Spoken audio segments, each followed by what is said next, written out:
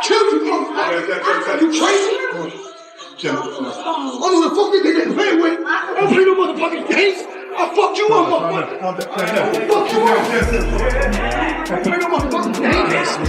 up. In the beginning, what seemed like a normal boxing match quickly turned into chaos when Floyd Mayweather and Gervonta Tank Davis got bad press. The long-standing tension between the former mentor and the mentor hit a boiling point, leading to a fight that left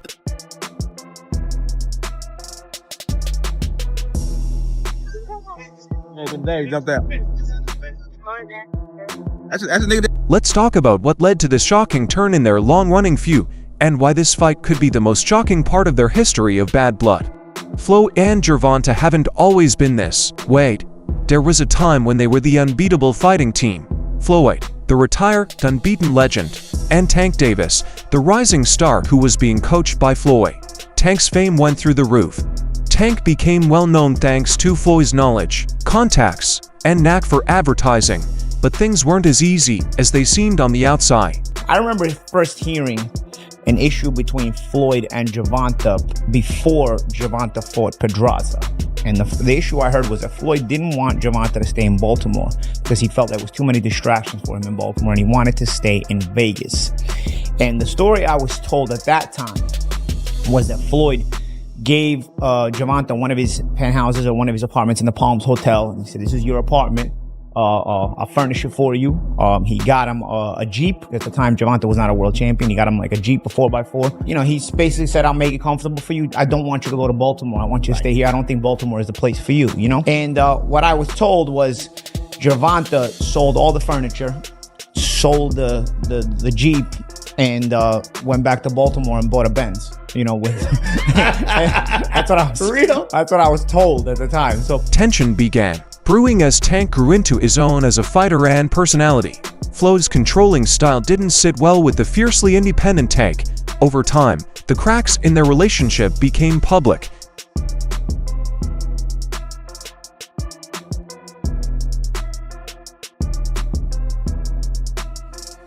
It was clear that they were no longer on the same page after their social media jabs and sly digs in interviews.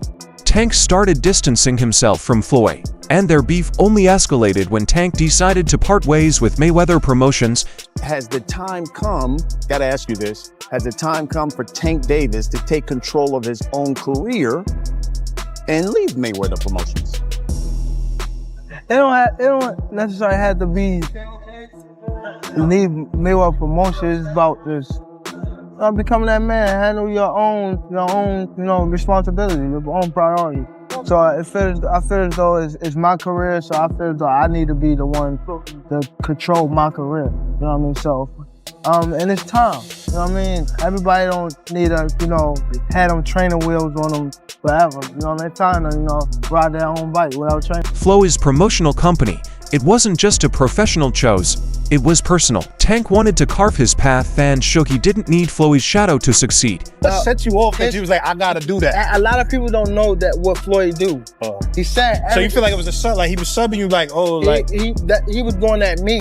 He was going at me, and I knew for sure he was going at me. That's why I went at him. There's no reason for me to go at Floyd. Yeah, that's what I was thinking. Cause I feel like y'all got, I wouldn't say love and hate, but it's been like the last interview you showed them love. This week it was whatever. But is that sometimes like, is it just like big bro, little bro seeing things different, or what is it to you? No, Floyd don't never. He felt as though I'm at that point where as though I passed him. And I'm doing it at a young age. Wait, like when Floyd was 29, you'll see, bro. Yeah. That deal that I'm talking about. Yeah. Oh, that's a part of it. He don't know about that yet. But that's bigger than his deal. Damn. Wow. And I'm just releasing it. Exclusive. That's exclusive. Bigger than Floyd deal? Yeah. Ain't no cap, nigga. That's a lot of bread. You'll see. It's gonna come out. This joke didn't sit well with Floyd, who had invested heavily in Tank's. Floyd saw Tank's move as a betrayal, while Tank thought it was a necessary step toward independence. Things took an even sharper turn when Calvin Ford, Tank's longtime coach, decided to work with Floyd on an exhibition fight. Tank reportedly viewed this as a personal attack given how close he and Calvin were. Calvin Ford, what does he mean to you when you hear that name? What does he mean when you first hear that? A father. Father. And then he's one of the guys that held a lot of this, like this whole family together. Him with Kenny, but for sure, like them two, they held the whole camp together. For sure. Wouldn't be here without him? Would you say that? Without Calvin? Yeah, I probably wouldn't be here without him. Just off of the fact of when I was coming to the gym, I was getting that love that I ain't have at home type stuff. So it was always like, Calvin, saying I walked through the gym, Calvin, like looking for him type stuff. And he told me he used to come to the gym and you'd be outside, sleep in front of the gym, in front of the door. Yeah, I used to run from I go to school, and then from school, I go straight to the gym, don't tell my grandma or nothing. The split wasn't just business anymore. It was an all-out war of egos. Over the past year, the animosity between Floyd and Tank has been hard to ignore, from Floyd's subtle dibs about Tank's maturity to Tank publicly questioning Floyd's loyalty. Their feud became a public spectacle. When Floyd left Bob Arum, it's good for them to do it and become their own boss. And then if another guy does it, it's not good for the sport. He's disloyal. And what's wrong with Tank saying he want to be his own boss? And honestly, I've been there. The relationship between them two is very toxic. It's a toxic relationship. It's up and down and up and down. And I'm not going to elaborate to everything that I know, but it's a very toxic relationship. And that's why when I tweet stuff, I don't tweet often, but when I tweet, I may fire off 50 tweets in the day. And that's why when I tweeted certain things about the relationship, Tank retweeted it because he knows. Like, I'm not just going to say what it is. It's a very toxic relationship. It's back and forth. And I think it will serve him best to go and be his own boss. Most recently, Tank has been working with Derek James, a coach who previously tough fighters against him. That's right, James trained Frank Martin for his fight against Tank. As you're going through preparations with Derek James, your trainer, your father's by your side as well, how do you prepare for someone that has the concussive knockout power like Gervonta Davis? I mean, I just gotta be who I am. You know, I gotta go in there and fight my fight, you know what I mean, be comfortable. This move seemed to solidify his desire to distance himself from anything connected with Floyd's circle. Ugas, what'd you think about his performance against Ugas? Let me talk about Ugas first. Ugas, like going into the fight, I knew that there's not many fighters like Dennis Ugas. And the reason why I say that is because a man who escaped 6 times from Cuba, right? And on the 7th time, he was able to escape. So how do you break his will? Because you can imagine what they did to him every time they caught it. How do you break him? I told Errol, I said, listen, there's one, you gotta break him because he's not gonna stop coming. And if you watch him in the fight, Errol broke his ribs, all this broken stuff. And in the corner, he would, they put ice on him, but he would go back out there and fight. And didn't bat an eye, right? So it's like, he embraced the pain. So it's like he embraced everything else because who he was greater than what you saw. And knowing the story says, hey man, this is not an average guy. Meanwhile, Floyd continued to align himself with people close to Tank, almost as if he were trying to make a point. The tension finally hit a breaking point outside a boxing event. Floyd and Tank were both attending the event, but no one expected them to cross paths. The event itself was already buzzing with energy, but when Floyd and Tank spotted each other, the atmosphere shifted noticeably.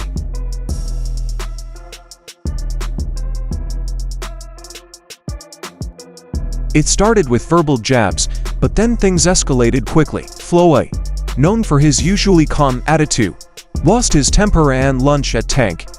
I killed you, motherfucker! You crazy?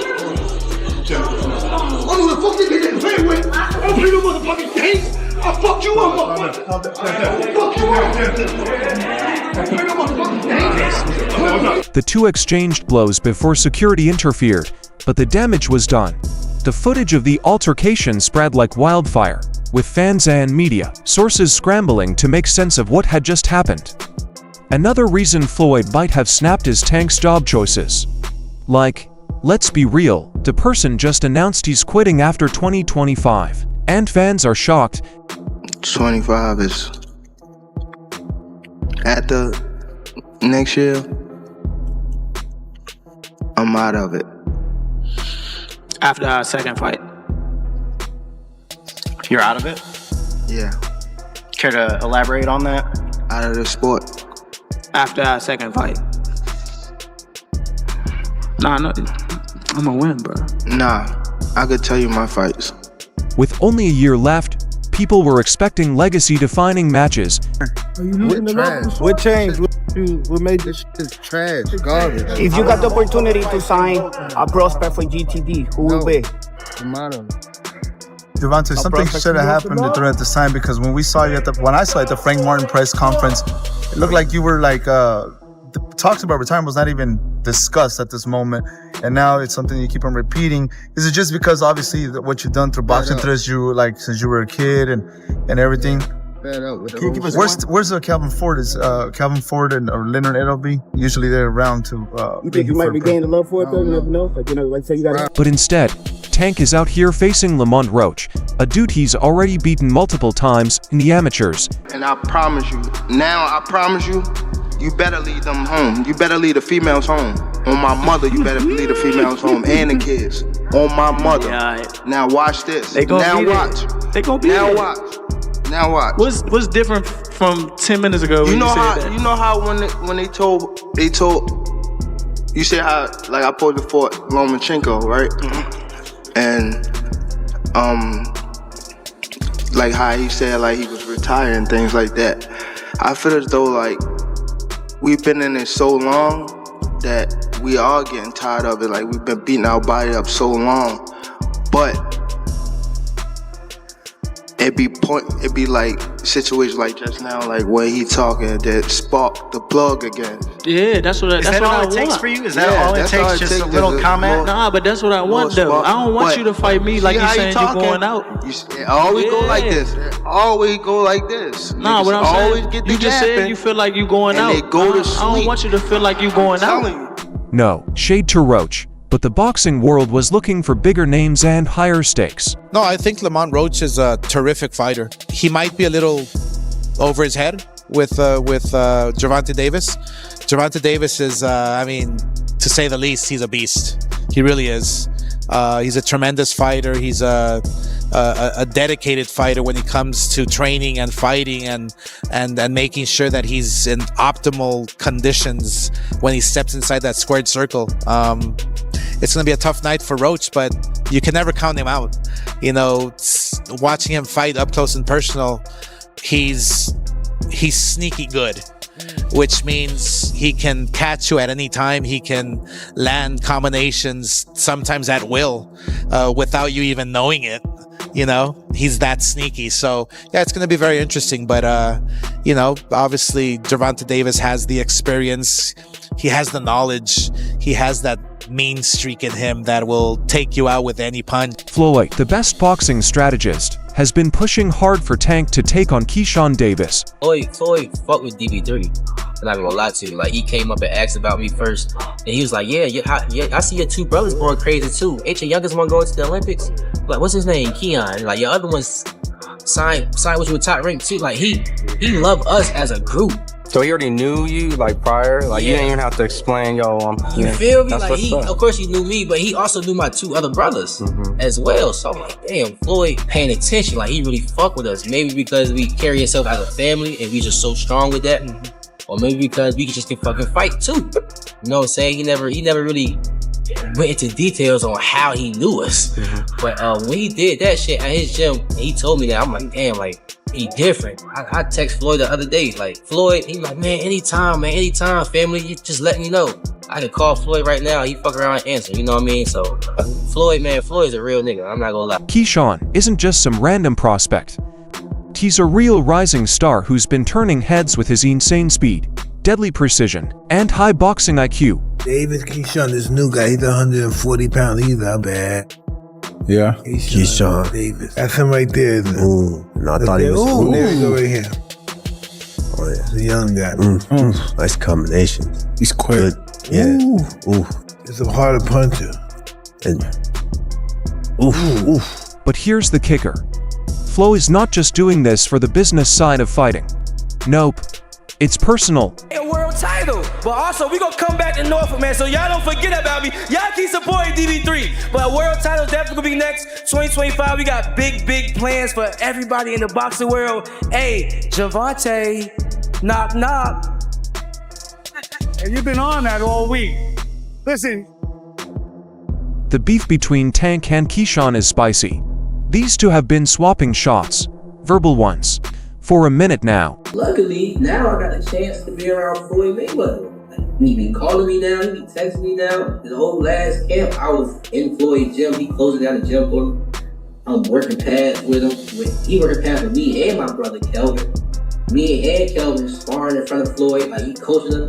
Like now it's like, damn, Shakur, Terrence, and Floyd now. So, man, I honestly think that's God. Like, if you really look at it, what professional fighters out here just have a strong circle as strong as like ours. Like you got the best prospect. You got Shakur, then you got Terrence Crawford, and then outside of our circle, we got Floyd Mayweather also tapping in with us. You know what I mean? Like our circle is really crazy. It's really crazy, and it shows to where when we fight, it's always our opponents. It's never a close fight, even with Terrence. It's never a close fight. And Keyshawn made it clear he's going for Tank's spot at the top. And Floyd, he's loving it with Floyd already at odds with Tank. He's all in on building up Keyshawn as the guy to take Tank down. He's even training Keyshawn himself, putting his full weight behind the young fighter. When Light Skin posted those messages about me sparring, I'm really looking at it like, okay, so what? That I DM'd you about sparring. So what? No cap. Since when y'all take sparring into consideration of shit? So what? So what? What was his point of even doing that? Like, what was he trying to get with it? That I'm trying to ride his coattail? Like, bro, I don't need you. I don't have to fight you. I'm making real. I don't need you, bro. I don't need you, bro. I do not need you, bro. I don't. If you want to fight me, send me a contract, but if you don't, I'm going to be just as popular fighting you or not fighting you. I'm going to make my money fighting you or not fighting you. So don't get it twisted like I'm chasing after you. I'm not chasing you. Little dude, little dwarf, oopa loopa. For Floyd, this isn't just about setting up a big fight. It's about making a point and maybe even settling some scores.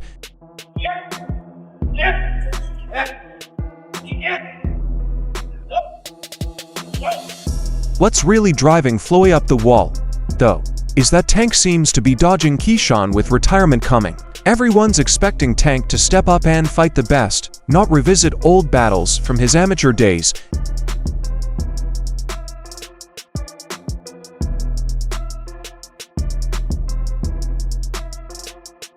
Floyd sees Keyshawn as the perfect storm, a fighter who could actually hand Tank a loss and shake up his reputation. No Lamont Roach, but when you look at Shakur Stevenson, when you're looking at these other fighters that he should really be fighting, he don't want to do them fights. He wants to retire. Yeah. So don't come and but don't come at me. Yeah. And go, oh yeah, let's give it all, very big bollocks, and go, oh yeah, let's give him some stick, and then make out like we want the fight. And then we send an offer over, and then you fight for 15 million, and yet you fight Lamont Roach. Don't do all that.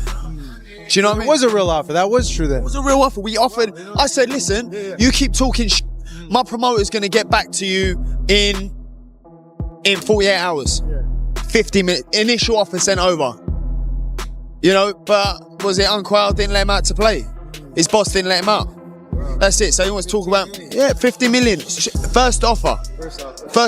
There was room to negotiate. Of course there was. But he's an idiot. I don't even know if he knows what negotiating means. But Tank hasn't taken the bait, and that's only added fuel to the fire for Floyd.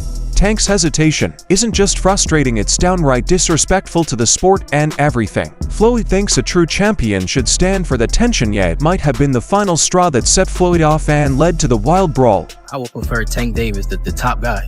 I would go for the top guy. If I could choose, I would choose Tank Davis. I would not Tank short it out. Tank is a great fighter. Hats off to Tank. I'm not even gonna just do all that. Like, Tank is a great fighter. You know what I'm saying? Like, everybody knows that. You got the power, you got the skill and ability. He's patient. You know what I'm saying? But I know who I am.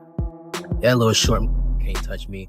And I'm coming with that same shit he coming with. And you know that his coach Kenny, you know, got a lot to say. You know what I'm saying? Tells him go fight the nigga from Cuba. No, nigga, I'm gonna fight Tank. Stop mentioning other people when I mention your fighter. What you talking about, boy?